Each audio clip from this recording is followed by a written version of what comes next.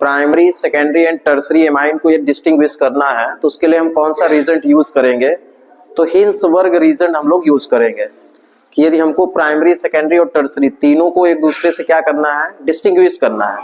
तो उसके लिए हम लोग रीजन कौन सा यूज करेंगे? Hinsberg reagent. Primary, secondary and tertiary amine को डिस्टिंग्विश करना है तो उसके लिए हम कौन सा रीजन यूज करेंगे? Hinsberg reason. हिंसवर्ग रीजन हम किसको बोलते हैं? बेंजीन सल्फोनिल क्लोराइड को। तो ध्यान से देखिए इसका फार्मूला क्या हो जाएगा? C6H5SO2Cl। तो देखिए यहाँ पे हम राइट कर रहे हैं प्राइमरी एमाइन की रिएक्शन इसके साथ कर रहे हैं हिंसवर्ग रीजन के साथ।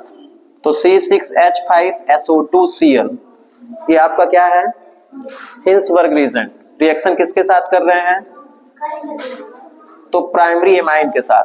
प्राइमरी एमाइन का फार्मूला C2H5NH2। तो देखिए एमाइन से हाइड्रोजन और हिंसवर्ग रीजन से क्लोरीन बाहर हो जाएगा, मतलब आपका HCl रिमूव हुआ तो क्या बनेगा? SO2 C6H5SO2 NH और यहाँ पे क्या? C2H5।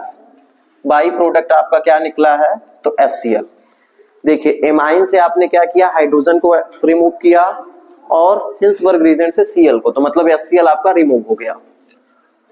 अब देखिए इसका नेमिंग करेंगे तो क्या हो जाएगा? देखिए ये सेकेंडरी एमाइन है तो आप N राइट करेंगे डैश N एथाइल, इसको क्या बोलेंगे? Benzene sulphonamide. सल्फोनामाइड इसका नेम हो जाएगा N एथाइल बेंजीन सल्फोनामाइड। तो ये जो प्रोडक्ट है ये सॉल्युबल इन एल्कली है।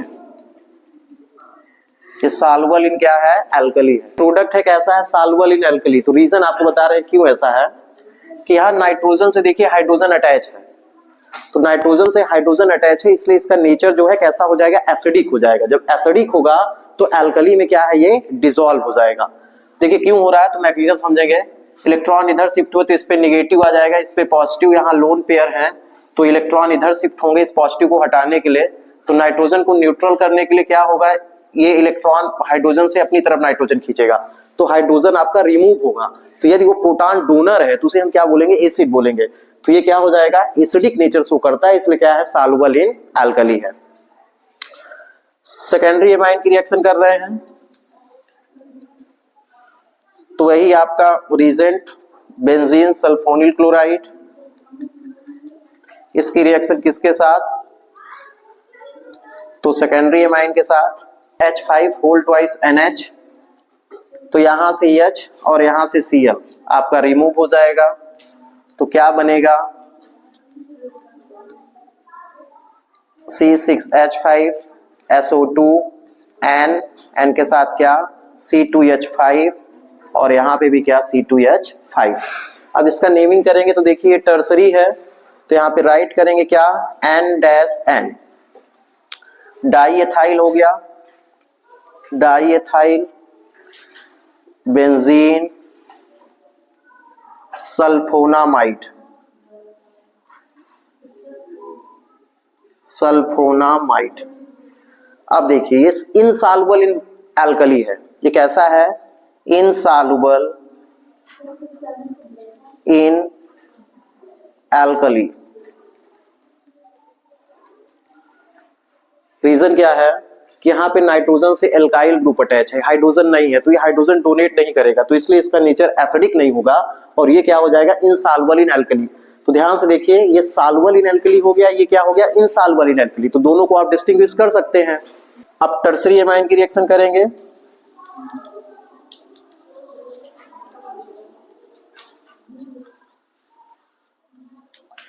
तो ये हो गया आपका हिंसवर्ग रीजन। टर्सरी एमाइन का formula C2H5 whole thrice N।